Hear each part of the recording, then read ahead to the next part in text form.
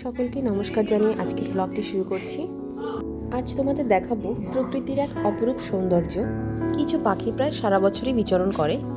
এই সমস্ত পাখির মধ্যে শামুকখোল বা শামখোল পাখি অন্যতম। এটি একটি বড় আকারের জলচর পাখি, যার উচ্চতা 68 মিটার পর্যন্ত উচ্চতা হয়ে থাকে। এদের দেহ ধূসর সাদা বর্ণের পালকে আবৃত থাকে এবং ডানার নিচের পালক কালচে রঙের, বেশ একটা স্ট্যান্ডার্ড কালার। এদের ঠোঁট আবার বেশ বড় এবং নিম্নাংশ বাঁকা। এর ফলে ওরা খুব সহজেই শামুক খেতে পারে।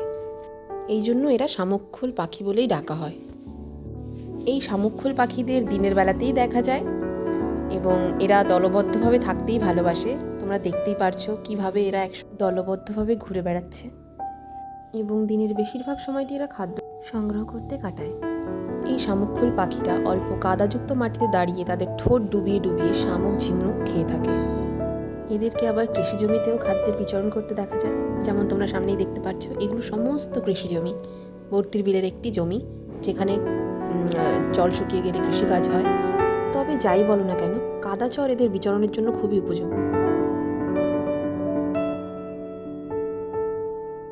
নিরাপদ আবাস এবং পর্যাপ্ত খাদ্যের যোগান পেলে এদের একই জায়গায় ছোট বড় কলোনিতে বাসা বেঁধে বহুদিন থাকতে দেখা যায়। এদের প্রজননকাল শুরু হয় বর্ষার পর থেকেই। এই সময় এরা উঁচু শক্ত ডালে বাসা বেঁধে 2-4টে ডিম পেড়ে থাকে।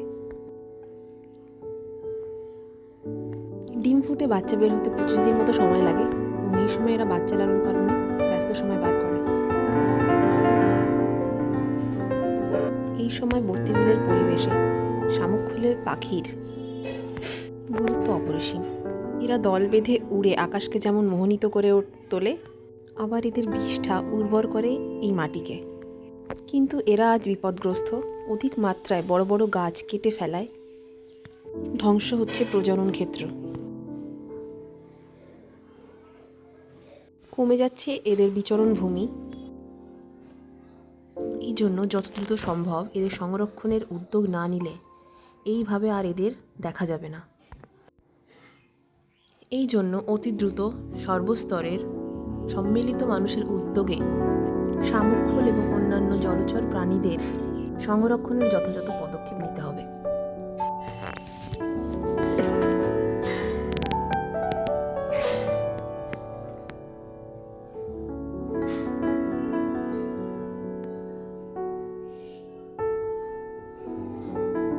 তবেই এরা ভালো থাকবে এবং এরা ভালো থাকলে ভালো থাকবে পরিবেশ এবং প্রতিবেশ।